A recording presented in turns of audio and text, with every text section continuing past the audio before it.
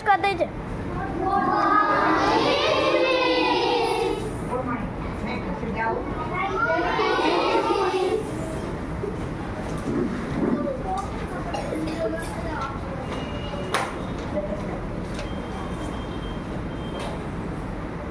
अच्छा पिलामाने आज हम कौन पढ़िबा पिले कान्हैया कांची नहीं कान्हैया काहे कांची रे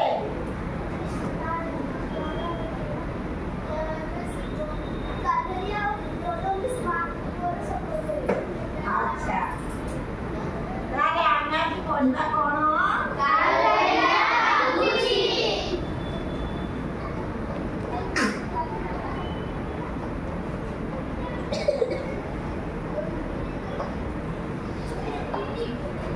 कान्हैया कान्हैया ये पूछो ना कि काहे किसे कांदुची कहाँ पाए कांदुची डोडो डोडो का कौन संपर्क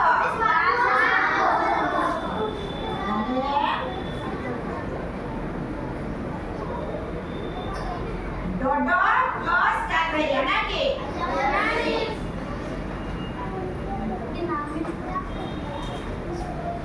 कान्हैया होची गोटे वृक्ष डोडो होची गोटे पक्षी तेणु आम भिତରେ ମା ଆଉ ଛୁଆର ଆଜି କାହିଁକି କାନ୍ହैୟା ତାର ସେଇ ପିଲା ପାଇଁ କାନ୍ଦୁଛି ଆମେ କାନ୍ହୈୟାର ଲେଖକ ଡକ୍ଟର ନିତ୍ୟାନନ୍ଦ ସ୍ୱାମୀ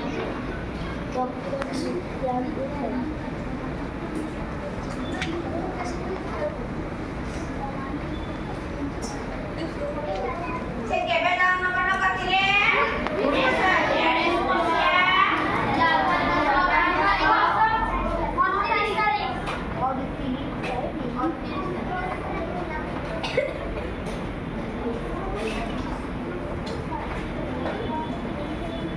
ଜାନୁଆରୀ 29 ତାରିଖରେ ସେ ଜନ୍ମଗ୍ରହଣ କରିଥିଲେ ଡୋଡୋ ଆଉ କାନ୍ହୈୟା ଯେତେବେଳେ ଇଂରେଜ ମାନେ ପର୍ତ୍ତୁଗୀଜ ମାନେ 1507 ମସିହାରେ ଆମ ଭାରତ ବର୍ଷରେ ଆସି ପାଦରେ ବାଣିଜ୍ୟ ବେପାର ବ୍ୟବସାୟ କରିବା ଉଦ୍ଦେଶ୍ୟରେ ତାଙ୍କର କିନ୍ତୁ ଉଦ୍ଦେଶ୍ୟ ଥିଲା ଅଲଗା କିନ୍ତୁ ସେମାନେ ବାଣିଜ୍ୟ ବ୍ୟବସାୟ କରିବା ପାଇଁ ଭାରତକୁ ଆସିଥିଲେ ତେଣୁ ଜାହାଜରେ ଆସିକି ସେମାନେ ପ୍ରଥମେ କୋଉଠି ଲାଗିଲେ ନା ମରିସସ୍ ଜଙ୍ଗଲରେ ହେଲା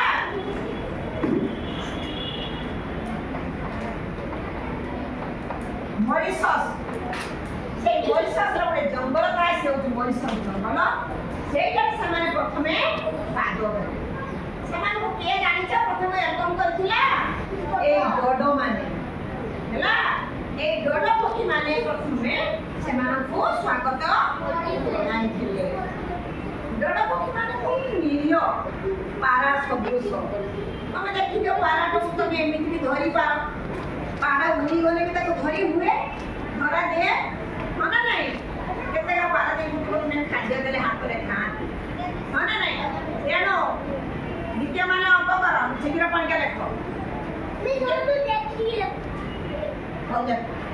ତ କଣ ହେଇଛି ନା ଯେତେବେଳେ ଇଂରେଜ ମାନେ ଆସିକି ମରିସସ୍ ଜଙ୍ଗଲରେ ପହଞ୍ଚିଲେ ସେମାନେ ଦେଖିଲେ ଡୋଡୋ ମାନଙ୍କୁ ଗୋଟେ ଗୋଟେ ଡୋଡୋ ଯଦି ସେମାନଙ୍କୁ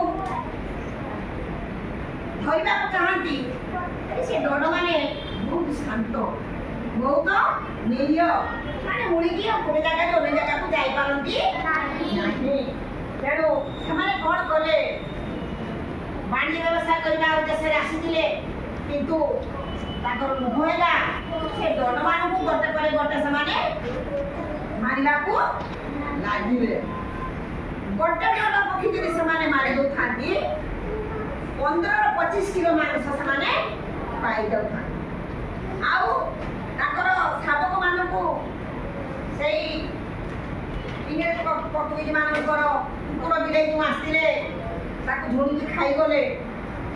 ଡଡ଼ ପକ୍ଷୀ ମାନଙ୍କୁ ପର୍ତ୍ତୁଗୀଜ ମାନେ ଗୋଟେ ପରେ ହତ୍ୟା କରି ଚାଲିଲେ।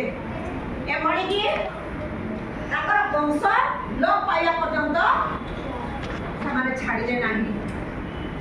କିନ୍ତୁ ଯେତେବେଳେ ଡଡ଼ ପକ୍ଷୀ ଆସୁଥିଲା କାଲବେରିଆର ଦୁଃଖ ଦେଖ ପିଲେ, ଦେଖ ପିଲାମାନେ, ଇଏ ହଉଛି କାଲବେରିଆ, ଇଏ କିଏ ପିଲେ ନା କି?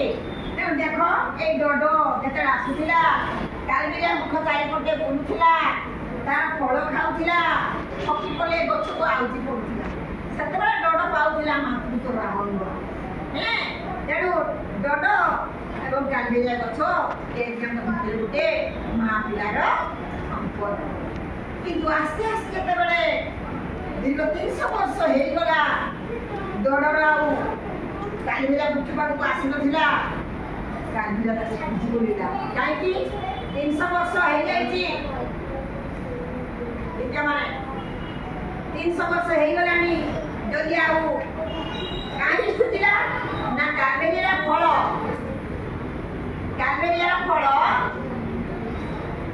1.5 ସେଣ୍ଟିମିଟର ଫଳପା ବିଶିଷ୍ଟ।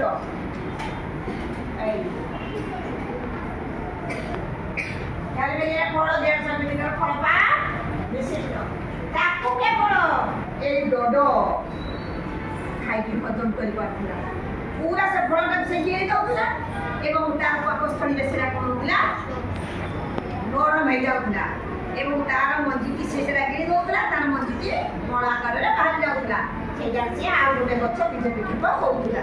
ହେଲା, ଆମର ଯେମିତି ବିଭିନ୍ନ ପ୍ରକାର ଗଛ ମଣିଷ ଦ୍ୱାରା ଦେଖିବ, ତମକୁ ଜାଗାକୁ ଯାଇଥିବ ଜୋର ଜୋରଟା ସବୁ ନାହିଁ, ତମେ ଛାଡ଼ିଦିଅ, ତମ ଦ୍ୱାରା ସେ ଗଛଟି ସେଠି ଆସିବ। ଦେଖିଛ ପୁଣି ଚଢ଼େଇ ପିଜୁଳି ଖାଇଲା, ମାଙ୍କଡ଼ଟିଏ ଚଢ଼େଇ ପିଜୁଳି ଖାଇକୁ ଜାଗା ଛାଡ଼ିଦେଲା, ସେଇଠି ପିଜୁଳି ଗଛଟା ହେଇଗଲା। ବୁଝିଲ? ତେଣୁ କିଛି ଗଛ ମଣିଷ ଦ୍ୱାରା, କିଛି ଗଛ ପକ୍ଷୀ ଦ୍ୱାରା ଏମିତି ଗୋଟେ ବିକ୍ଷେପ ହୁଏ। ସେମିତି ଏଇ କାଲବେରିଆ ବୃକ୍ଷ ଏଇ ଡଡ଼ ପକ୍ଷୀ ଦ୍ୱାରା ତିଆରି ହଉଥିଲା। କିନ୍ତୁ ଯେତେବେଳେ ଦେଖାଗଲା ଆସ୍ତେ ଆସ୍ତେ ଡଡ଼ ମାନଙ୍କର ଲୋପ ପାଇବାରେ ଲାଗିଲାଣି, ଦେଖିଲେ ଯେ ଡଡ଼ ପକ୍ଷୀର ଦେଖା ନାହିଁ। ସେ କଣ କରିଛି ନା ସେ ଖୋଜି ମିଳିଛି ଇଏ କାଲବେରିଆ ଡଡ଼କୁ ଖୋଜି ଯାଇକି ପହଞ୍ଚିଛି କୋଉଠି ନା ପ୍ରଥମେ ପାଇଛି କାହାକୁ? ପାହାଡ଼କୁ। ପାହାଡ଼ ପାଖକୁ ଯେତେବେଳେ ପହଞ୍ଚିଛି କାଲବେରିଆ କହୁଛି, ପାହାଡ଼ ଡଡ଼କୁ ଦେଖିଛୁ? ପାହାଡ଼ ଡଡ଼କୁ ଆଡ଼େ ଗୋଟେ ଦେଖିଛ? ପାହାଡ଼ କହୁଛି, ଦେ କାଲବେରିଆ, ଅଚଳ, ମୁଁ ସ୍ଥିର, ମୁଁ କେବେ ଡଡ଼କୁ ଦେଖିପାରିବି? ସେ ନିରାଶ ହୋଇ ଫେରି ଯାଇଛି। କୋଉଠି ଫେରି ଯାଇଛି ନା ଯାଇ ପାଇଛି ମୟୂର ପାଖକୁ।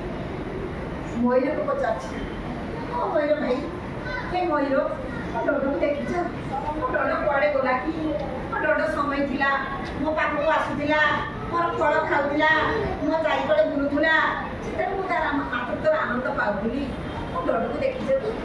ମୟୂର କହୁଛି, ଦେ କାଲବେରିଆ, ମୁଁ କେବେ ତ ଡଡ଼କୁ ଦେଖି ନାହିଁ। ମୁଁ କେବେ ତ ଡଡ଼କୁ ଦେଖି ନାହିଁ। ସେଠି ଫେରିଛି, ଯାଇ କୋଉଠି ପହଞ୍ଚି ନା ପବନ ପାଖରେ।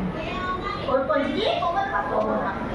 ସେଇଠି ସେ କହୁଛି, କିଏ ପବନ ଭାଇ, ମୋ ଡଡ଼କୁ ଦେଖିଛ କି? ମୋ ଡଡ଼ କୁଆଡ଼େ ଗଲା କି? ମୁଁ କେତେ ଦିନ ହେଲାଣି ମୁଁ ଡଡ଼କୁ ଆଉ ଦେଖିବାକୁ ପାଉନାହିଁ। ଯଦି ଡଡ଼କୁ ଦେଖା ନଯାଏ ତାହେଲେ ମୋର ବଂଶ କ'ଣ ହବ? ମୋର ବଂଶ ଲୋପ ହେଇଯିବ। ମୁଁ ତ ବୃଦ୍ଧା ହେଇଗଲିଣି। କୁହ ପବନ ଭାଇ। ପବନ କିନ୍ତୁ ସବୁ ଦେଖିଛି। କାହିଁକି ନା ପବନର ଗତି ଅଳି ଗନ୍ଧି ସବୁଆଡ଼େ ପବନ ପାସ୍ କରୁଛି। ଦେଖ, ପବନ ଏ ବାଟେ ବି ପାସ୍ କରୁଛି, ପବନ କଡ଼ ବାଟେ ପାସ୍ କରୁଛି, ପବନ ଏ ବାଟେ ପାସ୍ କରୁଛି, ସବୁଆଡ଼େ ପବନ ପାସ୍ କରୁଛି। ଡଡ଼କୁ ଯଦି କୁଆଡ଼େ ବି ନେଇଛି, କୁଆଡ଼େ ବି ଯାଇଛି, ପବନ ତାକୁ ନିଶ୍ଚିତ ଦେଖିବ। ଏଇ ଆଶା କରି ସେ ପବନକୁ ଯାଇକି ପଚାରିଛି, କିଏ ପଚାରିଛି? କାଲବେରିଆ। କାଲବେରିଆ ଖୋଜିଛି ଡଡ଼କୁ। ସେଠି ପବନ ସବୁ କଥା କହିଛି। ଏ କାଲଭେରିଆ ମୁଁ ସବୁ ଦେଖିଛି, ତତେ ଆଉ ଲୁଚେଇକି ଲାଭ କ'ଣ? କେମିତି ନାବିକମାନେ ପ୍ରତିନିଧି ମାନେ କେମିତି ଆସିଲେ, କେମିତି ମତ୍ସ୍ୟ ଜଙ୍ଗଲରେ ପହଞ୍ଚିଲେ, ଦଳମାନେ କେମିତି ତାଙ୍କୁ ସ୍ୱାଗତ କରିଥିଲେ, ସେମାନଙ୍କର ଗୋଟେ ପରେ ଗୋଟେ ସମସ୍ତ ଖାଇକି ପେଟ ଖତମ କରିଦେଲେ। ତେଣୁ ଆଜି ଆଉ ଗଡ଼ର କୌଣସି ସତ୍ତା ନାହିଁ। ତେଣୁ ସେମାନେ ଇଂରେଜ ମାନେ ପ୍ରତିନିଧି ମାନେ ଗଡ଼ମାନଙ୍କର ବଂଶକୁ ପୁରା ବିବାଦ କରିଦେଇଥିଲେ। ତେଣୁ ସେଇଠି ଗଡ଼ ବହୁତ କାନ୍ଦିଛି ଏବଂ ସେଇଦିନ ଧରି କାଲଭେରିଆ କାନ୍ଦିଛି। ତମେ ଦେଖ ଆଜି ତମେ କାଲଭେରିଆ ଗଛ ପାଉଛ ନା ଡଡ଼ ପକେଇକି ଦେଖିପାରୁଛ? ତେଣୁ ସେଇଦିନର ସେଇଠି ସେଇ ସମୟରେ କାଲଭେରିଆ ଏବଂ ଡଡ଼ ସବୁଦିନ ପାଇଁ ତାଙ୍କର ଷ୍ଟୋରି ସମାପ୍ତ। ଥ୍ୟାଙ୍କ ୟୁ, ଧନ୍ୟବାଦ।